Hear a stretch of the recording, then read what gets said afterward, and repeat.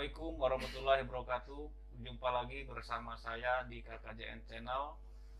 Eh, Kali ini saya ditemani oleh Bapak Yudi, dan pada perbincangan kita pada sore hari ini kita akan berbincang-bincang seputar pendidikan karakter, dan alhamdulillah telah hadir di tengah-tengah kita salah seorang dosen dari UIN. Beliau adalah praktisi pendidikan karakter, yaitu Dr. Haji Asep Mahfudin MPD. Selamat datang. Assalamualaikum. Waalaikumsalam warahmatullahi wabarakatuh. Di era milenial sekarang, sudah barang tentu terjadi pergeseran tentang karakter dan moral. Kang Asep ya, mungkin Kang Asep aja. Ya. Kalau kita berbincang-bincang sedikit tentang mengenai karakter, kira-kira ada perbedaan antara karakter dan akhlak. Nah, perbedaan ini apa kira-kira, Pak?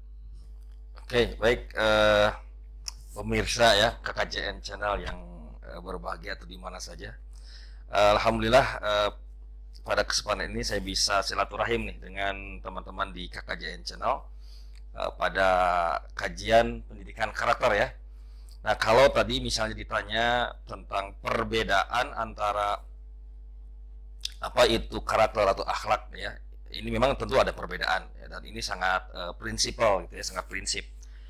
Nah, kalau bicara tentang karakter secara definisi lah begitu ya, karakter itu bisa dikatakan watak gitu ya, tabiat gitu. Jadi bahkan kalau misalnya merujuk pada bahasa Yunani, karasain itu blueprint lah, blueprint dari seseorang.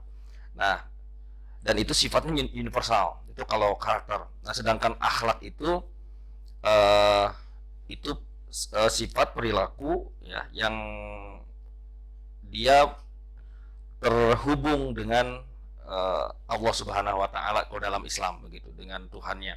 Makanya ada beberapa pemikir Islam seperti Imam Al-Ghazali, misalnya ada Ibnu Maskaweh, dia mengatakan bahwa akhlak itu perilaku yang spontan, itu akhlak. Akhlak, kalau karakter? Ya. Nah, kalau karakter itu ya dia menyebutnya, kalau para ahli pendidikan, ahli karakter itu, jadi perilaku yang dilabeli saja karakter itu, karena sifatnya universal. Nah, kalau anak nakal gitu. Nah, anak nakal itu karena kan label ya, label seseorang terhadap. Oh ya, label ya. Label. Jadi perilaku di label. Kamu nakal. Nah, itu label. Label. Nah, jadi Pak Yudi ganteng. itu label. Nah, kalau itu karakter. Gitu ya. Nah, tadi kalau memang bicara di akhlak, karena akhlak ini tadi menurut salah satu pemikir Imam Al-Ghazali atau Ibnu Maskaweh, jadi perilaku yang spontan.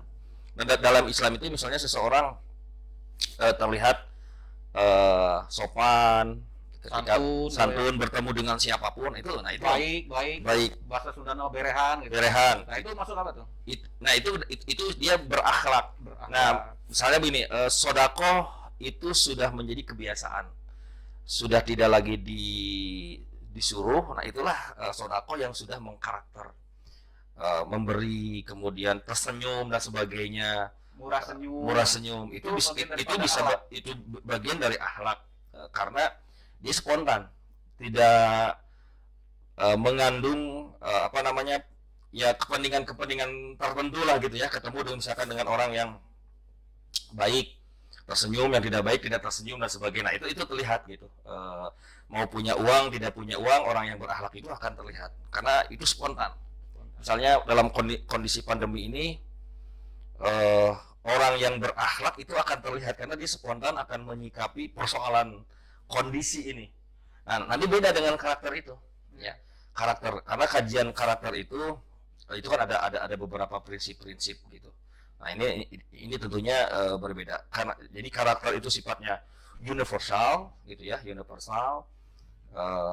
Sedangkan di akhlak ini dia terkait menyangkut individunya. Ya, individu yang terkait dengan Tuhannya, baik ya di agama Islam begitu ya, mungkin nanti di Kristiani atau di agama-agama yang lain barangkali punya konsep-konsep tersendiri ya, akhlak ya, karena di Islam itu bicara akhlak, dan itu tentu akhlaknya itu berperspektif Al-Quran hadis kan gitu ya kalau dalam Luar agama biasa. Islam. Perbincangan ini sangat menarik sekali, Kang Yudi ya. Kebetulan Kang Asep ini sangat produktif dalam menulis. Ya, di antaranya karya-karya beliau ada ini Senam Otak gitu kan. Ini sedikit ceritakan Senam Otak itu seperti gimana nih Kang Asep, atau geleng-geleng gitu atau gimana ini? Ya. Sebelum masuk ke sana, Ya. menarik dengan Hmm. yang disampaikan Kang Asep tadi, Iya, ya. bahwa akhlak dengan Karakter. Karakter. Iya. itu berarti sangat penting sekali dalam kehidupan Wah, kita betul. saat ini, Pak Asep ya. Nah, kehidupan itu apa namanya, akhlak sama karakter itu apakah itu terbentuk sejak dini, sejak lahir, atau memang terbentuk itu setelah dalam perjalanan sampai dalam kehidupan, dan apakah itu bisa dibangun, bisa dibentuk. Nah, Ya. siapa kira-kira itu Pak yang supaya menjadi akhlak yang baik? Artinya yang bertanggung jawab terhadap pendidikan karakter ini siapa gitu ya? Ya, kalau melalui pendekatan ada nature, ada nurture lah bahasanya ya. Pendekatan dalam salah satu pendekatan di pendidikan karakter itu bahwa akhlak itu ada yang sifatnya alamiah, ya, alamiah, nature gitu. Jadi memang ada anak yang memang terlahir karena memang sudah kondisi keluarganya gitu ya, sudah kondisi keluarganya sudah baik, misalnya keluarganya religius, keluarganya pesantren, atau keluarganya sangat taat agama, tentu anak ini dia sudah mendapatkan asupan gizi akhlak yang cukup bagus lah gitu ya, banyak ya, sehingga secara alamiah anak ini akan memperlihatkan akhlak yang baik, karena matanya, telinganya, sikapnya dan sebagainya itu kan menangkap apa yang dia hadapi di tengah-tengah kehidupan, di lingkungannya begitu. Nah, ada yang nurtur. Jadi nurtur ini bentukan. Nah, sebenarnya pendidikan karakter ini salah satu upaya pemerintah gitu ya. Ini di 2005 gitu, di 2005. Memang pada zaman SBY sebetulnya di 2010 beliau mencanangkan ada pendidikan karakter, undang-undang untuk sebenarnya di 2005 itu bahwa pembangunan nasional itu harus berbasiskan pendidikan karakter. Nah, Pak SBY waktu beliau sebagai presiden mencoba untuk mensistematisir bagaimana pendidikan karakter ini bisa diterapkan di dalam seluruh lini kehidupan, termasuk pendidikan, kebermasyarakatan, politik dan sebagainya. Nah, kalau tadi misalnya ditanya tentang siapa yang bertanggung jawab, kalau bicara di pendidikan tentu semua elemen komponen. Jadi Di rumah juga Pak, ya di rumah semua gitu. Misalkan tadi kita satu-satu misalnya di pendidikan. Di pendidikan itu tidak hanya kepala sekolah, tapi ya gurunya, PU-nya, ya kalau di situ swasta ketua yayasannya gitu ya, itu harus ikut bertanggung jawab. ikut bertanggung jawab semuanya, termasuk tukang odadingnya itu. Wah, Tukang odading tuh yang penjaga kantin. penjaga kantinnya itu. Kan kadang gini lingkungan itu mempengaruhi karakter seseorang. Nah, itu maksudnya gimana? Ya itu nurture. Nurture ya. Nurture. Jadi ya karena karakter itu kan bisa berubah. Jadi ada peribahasa Confucius itu bahwa pikiran hati-hati dengan pikiranmu katanya kan gitu. Karena pikiranmu akan menjadi kata-kata. Hati-hati dengan kata-katamu karena kata-katamu akan menjadi kebiasaanmu. Kebiasaanmu, hati-hati dengan kebiasaanmu karena kebiasaanmu itu akan menjadi karakter. Nah, hati-hati dengan karaktermu itu akan menjadi nasib gitu kan. Hanya artinya dengan nurture ini, dengan kebiasaan ketika anak memang dibiarkan dan sebagainya, maka ini bisa membentuk karakter. Makanya di dalam ilmu parenting itu ada, kalau orang tua ini ya gitu, itu ada teguran 1 menit lah. Maksud teguran 1 menit itu ketika anak melakukan kesalahan itu harus segera ditegur gitu. jangan sampai lebih dari 1 menit, itu teorinya seperti itu. Tegurnya dimarah Ya, atau di ya ditegurnya dengan cara yang baik tentunya ya. Ya, jangan jangan ditembak, ditendang atau dihaki ada segala macam ya, dengan cara yang baik. Nah, ini akan menegaskan kepada anak bahwa yang dilakukan itu salah gitu kan. Nah, kalau tidak ditegur, anak malah si otaknya itu akan malah menyimpulkan bahwa apa yang dilakukannya benar gitu kan. Terus ini berulang kan gitu ya. Makanya kenapa banyak anak yang melakukan perbuatan-perbuatan yang asusila dan segala macam, karena memang tidak ada yang menegur. Nah, itu bisa dirubah, bisa. jadi pembentukan karakter ini sejak dini gitu Pak. Iya, sejak dini. Bahkan kalau di dalam agama Islam yaitu sejak bahkan mencari pasangan saja sudah di konsep sedemikian rupa. Ya. Tapi apakah karakter ini bisa berubah setelah dia dewasa? Oh, bisa. Sangat bisa. Bisa. Tadinya buraung gitu, nakal gitu. Nah, sebetulnya kan gini, kalau bicara pendidikan karakter ini kan kalau ada yang apa sih pendidikan karakter itu? Jadi pendidikan karakter itu ini sistem. Jadi sistem upaya lembaga atau personal gitu ya, menanamkan nilai-nilai gitu. Menanamkan nilai-nilai. Ya kalau di rumah berarti orang tua yang menanamkan nilai-nilai. Kalau di sekolah ya tadi sivitas akademik, warga sekolah yang menanamkan nilai-nilai. Tadi termasuk orang kantinnya, tukang dagang segala macam. Jadi kalau di sekolah itu kalau ada kegiatan-kegiatan khususnya pendidikan karakter itu tukang dagangnya harus diikut sertakan. Jadi biar mereka, kalau gurunya bicara baik tapi tukang dagangnya misalkan yang keluarnya kebun binatang segala macam, nah ini bahaya. Nah, lanjut dari situ sebetulnya kan karena ini sistem itu berlanjut dari sekolah ke dinas pendidikan, itu harus juga berkarakter ke atas, terus ke mana lagi, ke wali kotanya atau bupatinya, terus ke atas, karena ini sistem gitu. Nah, makanya kenapa misalnya kalau pertanyaan apakah di Indonesia sudah berkarakter, ya sudah berkarakter pada sekolahnya masing-masing gitu. Sekolah masing-masing. Memang saya belum membaca ya mungkin jurnal atau penelitian apakah pendidikan di Indonesia sudah berhasil pendidikan karakter. Saya kira ya sudah berhasil pada tingkat lembaga pendidikan masing-masing. Sudah berhasil. Misalnya contoh Gontor, misalkan ya mereka sudah terbiasa membentuk karakter. Mungkin ada pesantren-pesantren yang lain, ada sekolah-sekolah yang lain dan sebagainya. Tapi kalau secara keseluruhan ya kita belum mendapatkan informasi apakah memang ini berhasil dan sebagainya. Karena memang membentuk karakter ini kan butuh proses yang panjang gitu ya, butuh proses yang panjang. Karena apa? Karena pendidikan ini selalu bertabrakan dengan fenomena-fenomena sosial. Dan ketika jalur pendidikan yang berusaha untuk memperbaiki bangsa, tapi kan di jalur yang lain merusak. Misalkan media sosialnya kurang, ya misalkan Keminfo-nya tidak bekerja sama. Makanya sebetulnya kan seluruh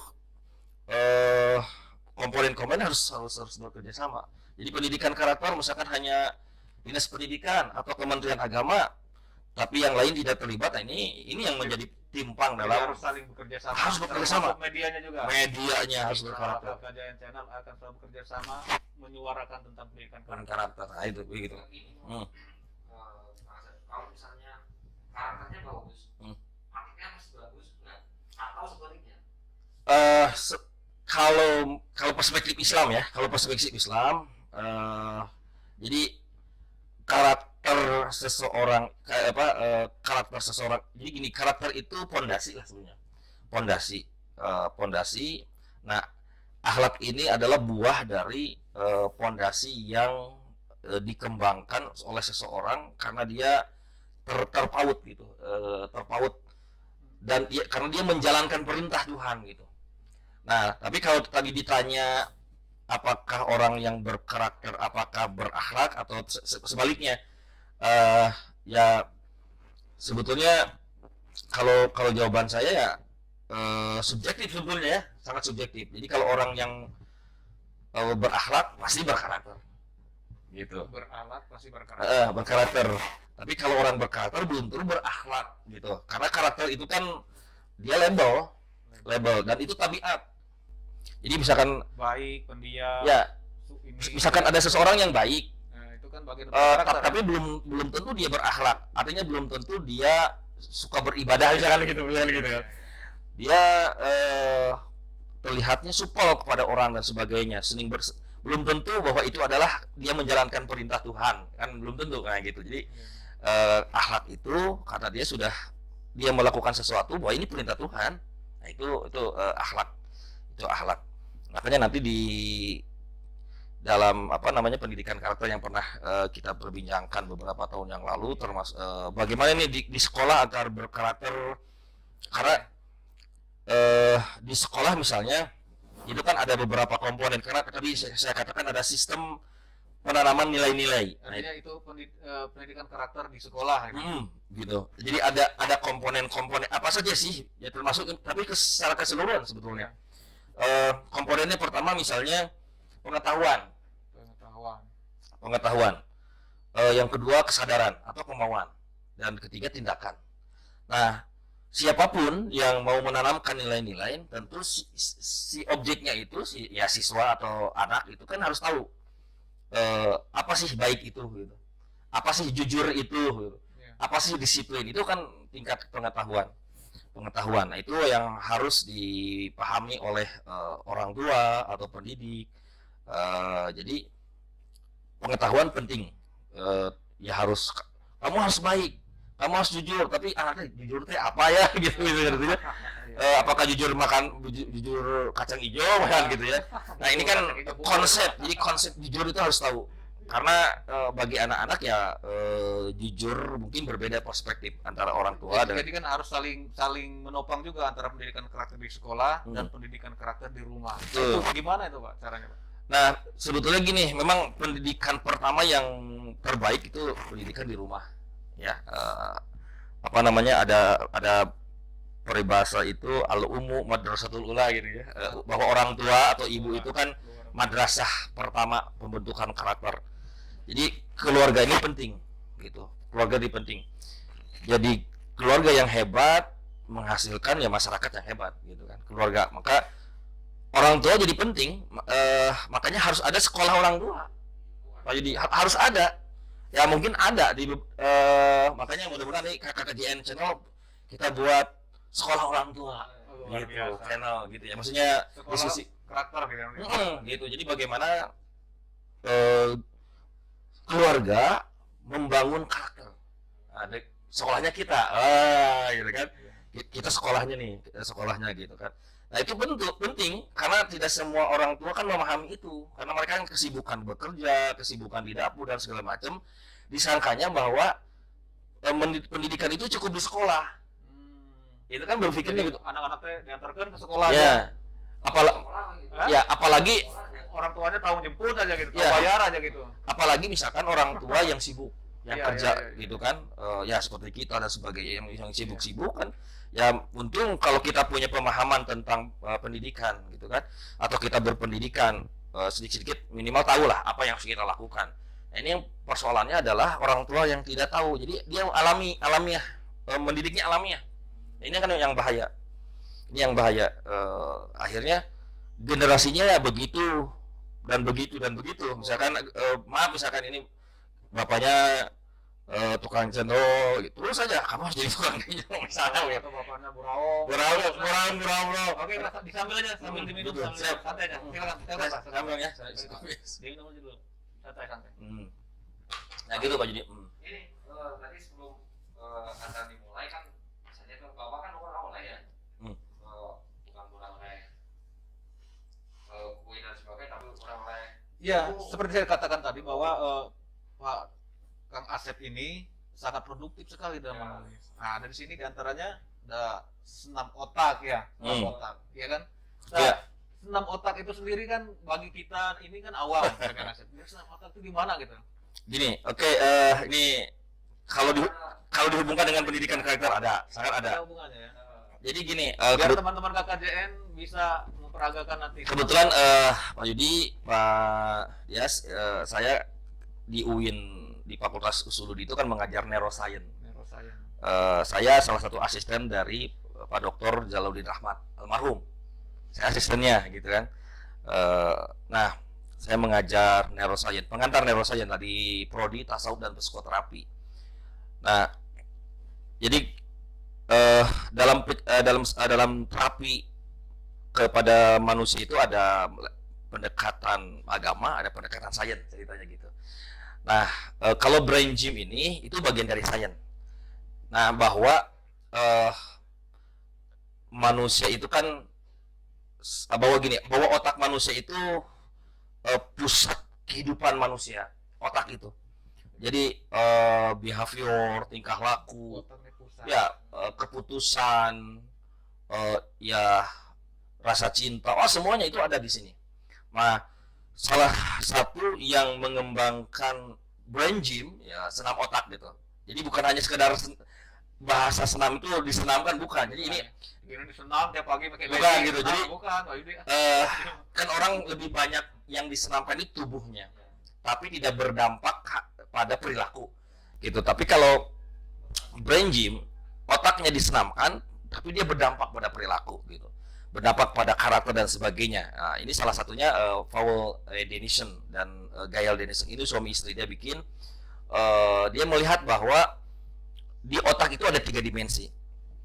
Otak manusia itu ada 3 dimensi, otak kiri, otak kanan, otak depan, otak belakang, ada otak atas, otak bawah gitu. Nah, 3 dimensi ini dia yang mengatur seluruh urusan kehidupan gitu. Misalnya urusan akademis, menulis, membaca gitu ya, kemudian berhitung, atau proses akademik kita atau anak dari PAUD gitu sampai perguruan tinggi, itu kan wilayah akademik. Nah, itu kalau anak si otak anak itu bermasalah gitu. Misalkan di PAUD anaknya terlalu agresif, kemudian atau kurang pendiam, ya terlalu pendiam dan terlalu sebagainya. takut, Ini ada masalah di otak. Oh, gitu. Makanya jangan marahin anak, kamu gak ada otak. Nah, bukan gak Ya, ada otak ya. ya. Tapi belum dipacu mungkin, Pak. Belum dipacu. Jadi Kamu gak ada otaknya. kalau kita punya anak Google, yang ya. anak ini memang punya perilaku yang menurut pandangan kita ini di luar kebiasaannya anak-anak yang lain, ini bukan anak ini nakal, tidak gitu. Jadi anak ini tidak, jadi gini, bagi saya bahwa anak itu tidak ada yang nakal. Anak itu tidak ada yang nakal. Anak itu, ya prinsipnya nggak ada. Karena kan kalau dalam agama Islam ini kan fi ahsani taqwim. Jadi Allah itu sudah menciptakan manusia itu dalam sebentuk yang sebagus-bagusnya, sehebat-hebatnya gitu. Kalau sudah sehebat-hebatnya, sebagus-bagusnya, itu kan mana ada yang kekurangan. Nah, dalam pengertian ada kekurangan, pasti ada rahasia bagi manusia agar kita mencari tahu kan gitu kan, harus menjadi ilmu. Nah, ketika anak-anak begini begitu dan sebagainya, karena kita prinsip tidak ada anak yang bodoh, berarti anak ini belum bertemu dengan kita, dengan guru yang memiliki ilmu tentang brain gym misalnya gitu ya. Jadi anak ini belum menemukan guru yang tepat. Guru yang tepat, nah gitu. Misalnya di sini tadi ada senam otak, Pak. Beda nggak dengan namanya cuci otak, Pak? Oh, beda ya, beda. Beda Pak ya. Sangat beda. Kalau brain gym, kalau gini, kalau cuci otak atau brain wash itu ya, brain wash, otaknya dicuci, itu kan bisa menggunakan variabel-variabel yang lain. Misalnya kalau teroris ya, otaknya dicuci. Nah, itu kan bisa terlebih dahulu dengan ilmu hipnosis, misalkan dihipnotis dulu, baru otaknya mindsetnya dirubah gitu kan. Misalkan dimasuki kebencian. Nah, jadi nanti ketika dia tersadar, yang ada itu udah kebencian aja, siapapun gitu kan, dan sebagainya. Akhirnya itu brainwash. Tapi kalau brain gym gitu ya, brain gym ini yang dilakukan oleh guru kepada siswa itu bagaimana dia membantu untuk memperbaiki sel-sel saraf otak, menyeimbangkan. Karena di dalam otak itu begini, ada, makanya tadi misalkan apakah karakter itu bisa berubah? Bisa. Karena di dalam otak itu yang saya pelajari ada prinsip plastisitas namanya. Plastisitas. Jadi senam otak ini merangsang otak mungkin ya. Salah satunya merangsang. Ada istilah otak beku gitu kan. Ada plastisitas. Otak beku. Plastisitas. Nah, plastik kan plastik ya. Iya. Plastik. Jadi plastisitas si otak itu bisa berubah strukturnya. Nah, struktur ini bisa berubah. Apa yang bisa berubah? Apa yang bisa mengubahnya? Gitu. Karena misalkan jadi gini, perilaku ini berdasarkan pada otak. Nah, karena perilaku ini bisa dirubah, bisa otaknya diubah. Atau terbalik, perilaku yang mengubah otak. Bisa begitu. Contoh misalkan, Perilaku merubah otak. atau bisa otak yang mengubah perilaku. Contoh misalkan ada orang yang stroke. Ya. Ada yang stroke nih. Nah, ketika saya pelajari di brain gym, orang yang stroke itu karena ada kerusakan di otak. Ada kerusakan di otak. Penyumbatan darah lah. Ada penyumbatan darah apa segala macam. Nah, ini saya pernah membaca salah satu artikel, ada pengidap yang sakit stroke, dia sembuh gitu ya, karena anaknya seorang dokter syaraf, lalu yang stroke itu dipaksa melakukan kegiatan-kegiatan yang di luar gitu, di luar kebiasaan. Artinya misalkan karena stroke kan tidur, kemudian tapi dipaksa untuk melakukan sesuatu, ia berjalan. Nah, akhirnya si perilaku ini mengubah otak strukturnya, kan gitu. Ini kan gitu kan. Ini mengubah struktur otak. Nah, jadi si otaknya baik lagi. Gitu. Betul. Nah, yang kedua, otaknya yang diperbaiki. Nah, ini maksudnya otaknya diperbaiki dengan senam otak, dengan masukan-masukan, ya, masukan-masukan yang baik, dengan makanan-makanan yang baik, maka nanti akan berdampak pada perilaku yang baik. Nah, gitu. Jadi nutrisi. Jadi otak dan perilaku ini ya sangat berhubungan sekali. Sangat berhubungan sekali. Ya contoh misalnya di otak itu kan ada kalau Paul MacLean dia bilang bahwa otak itu kan ada 3 dimensi.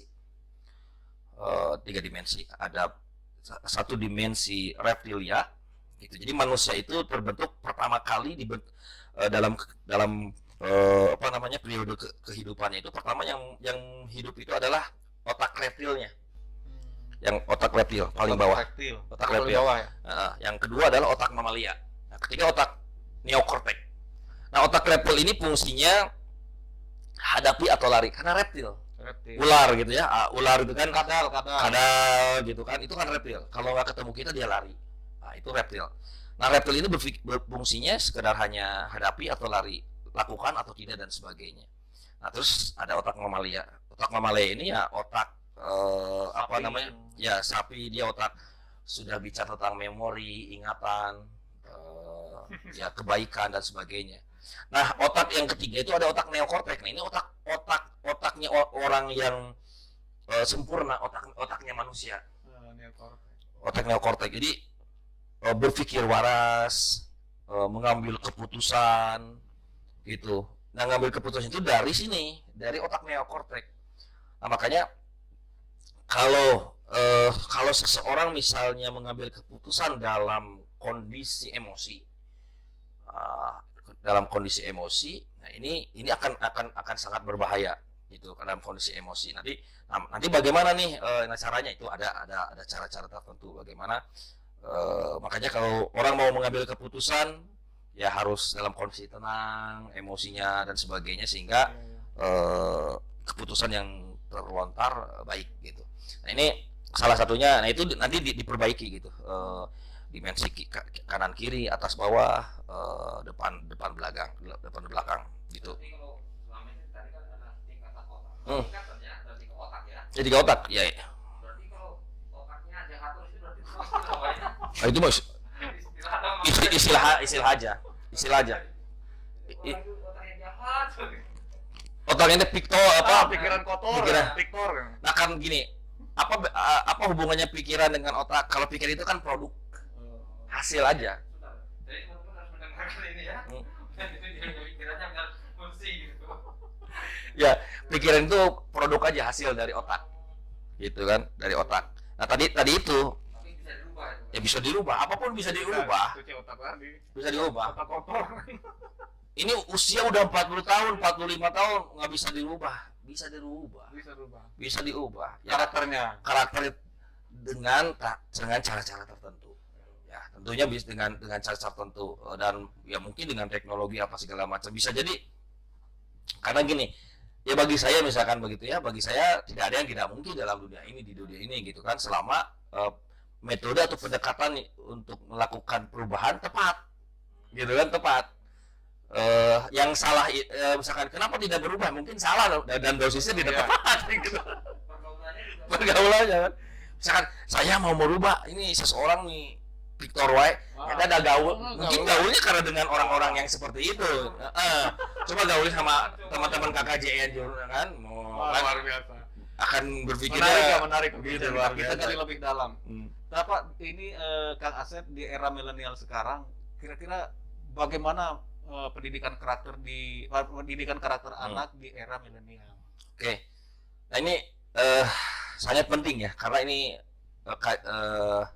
kajian yang sangat atau sedang ramai dibicarakan. Milenial kan, milenial itu ya baru, sedang berkembang, sedang on lah gitu ya, anak-anak sekarang ini kan, karena anak-anak kita ini anak-anak digital ya, anak-anak ya Bukan yang milenial lagi Pak ya. betul. Milenial. Ini zaman old ini ya, kita ini zaman old. Ini kita berhadapan dengan anak yang memang setiap saat, setiap hari dia pegang gadget, Iya. dia berpikir berdasarkan dari gadget dan sebagainya. Nah, ketika berhadapan dengan orang tua yang tidak mengenal sama sekali, ini kan bahaya. Karena ini karakter anak itu bisa terbentuk oleh itu, gitu. Oleh YouTube, oleh gamenya, oleh Google dan sebagainya. Ini kan yang menjadi perhatian orang tua. Makanya tadi saya bilang ini harus ada sekolah rumah, sekolah orang tua penting. Tapi kalau kayak gitu kan, sedangkan kita sendiri dengan anak-anak sekarang memainkan gadget juga jauh, kita Ya. kadang nggak tahu. Betul. Lebih cerdas ya. Cerdas. Betul, karena memang gini, khususnya untuk guru-guru ya, ada Zenet Post ya. Zenet Post itu dia menulis buku revolusi pembelajaran atau revolusi pendidikan, itu ada 2 jilid. Dia bilang begini bahwa pengetahuan anak itu 4 kali lipat lebih berkembang daripada kita sebagai pendidik atau orang tuanya. Jadi kita baru tahu Twitter, anak sudah tahu Instagram, sudah tahu TikTok, sudah secara operasional sudah melakukan ini dan segala macam. Kita kan baru hanya ini itu dan segala macam. Ini hebatnya karena memang anak-anak ini otaknya sedang berkembang gitu. Nah, yang menjadi bahaya itu pada saat tidak ada pendampingan dari orang tua atau pendidik begitu ya. Main HP sendiri. Main HP dan segala macam. Tapi begini, orang tua juga tidak boleh melarang ya, anak tidak boleh melarang menggunakan HP, jangan. Sebetulnya kan kalau anak tidak menggunakan HP, tidak kenal dengan HP, bahaya. Ini kan zamannya zaman HP gitu. Ketinggalan zaman atau Ketinggalan zaman gitu kan. Nah, apa yang kuulen begitu. Ngerti apa kuulen? Nah, jadi what's next? Jadi apa yang harus dilakukan? Ya tinggal buat rule. Makanya nanti dalam pendidikan itu, dalam pendidikan karakter itu ada beberapa tahapan. Yang terakhir itu ada penegakan aturan. Yang kelima kalau nggak salah itu dari pengajaran, dari pembiasaan, pendisiplinan, tauladan, penegakan aturan. Nah, penegakan aturan tidak hanya di sekolah, di rumah. Misalkan, nak, boleh kamu main game asal 2 jam ya? Ya, TikTok boleh 1 jam cukup ya, misalkan begitu. Jadi ada aturan. Jadi jangan di loss. Nah, ini yang menjadi masalah ini karena orang tua tidak tahu bagaimana harus melayani itu apa namanya, melayani siswa atau anak didiknya. Ini jadi penting. Gitu. Jadi ya dalam kajian ini tentu kewajiban mendidik karakter itu kewajiban kita semua lah secara individual, gitu ya, secara individual. Baik itu nanti di keluarga, tentu orang tua. Maka perlulah dia orang tua yang mendengarkan saya, Pak Dias dan Pak Yudi harus belajar di rumah. Jadi dari keluarga, sekolah, dan pemerintahan Betul, harus saling gitu. bekerja sama. Tadi sebenarnya ini pembicaraan kan menarik sekali. Menarik Cuma sekali. kalau tadi sebelum beliau ini datang sini, waktu saya terbatas karena kesibukan beliau. Iya, iya. Nah, makanya kesini juga kita sulit sedikit sebentar lah. Nanti gitu. kita lanjut ke durasi berikutnya. Mudah-mudahan Kang Asep bersedia. Ya. Namun sebelumnya Kang Asep, kira-kira kalau mau mendapatkan buku ini bisa menghubungi kemana? Sebenarnya buku ini buku sisa ya, sisa. Karena sudah beberapa apa namanya, ini buku yang terakhir nih, Edisi. yang buku Quantum Teacher, guru hebat dan menyangkan hebat 21 ini pas terbit ketika COVID di Wuhan. Waduh, langsung habis. Langsung habis. Kalau cetak langsung habis. Habis. Gitu. Luar biasa. Alhamdulillah, itu saya nyetak ini 2000 waktu itu ya, coba-coba ya alhamdulillah. Artinya yang berminat bisa menghubungi Ya, bisa menghubungi lah. KJN langsung gitu ya. Kajian langsung. Nanti ada presentasi lah buat kajian. Gitu ya. Baiklah, Kang Ya. Asep, memang pembicaraan pada kali ini sangat seru, namun insya Allah ke depan kita lanjut lagi. Teman-teman KKJN, mudah-mudahan ke depan kita bisa bersilaturahmi lagi lebih lanjut bersama Kang Asep, praktisi pendidikan karakter. Dari kami, Dias Osela dan Kang Yudi, kami akhiri di sini. Wabillahi taufiq wal hidayah. Assalamualaikum warahmatullahi wabarakatuh. Salam Salam karakter. karakter.